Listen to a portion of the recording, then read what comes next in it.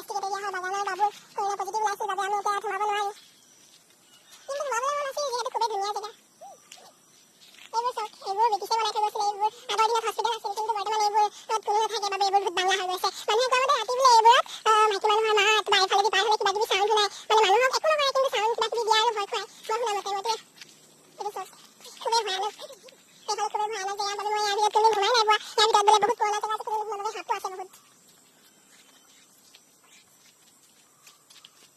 মাজত বোলে এইবোৰত বাবু ৰখাৰ কাৰণে ইয়াত ঘোঁৰা ৰাখিছিলে।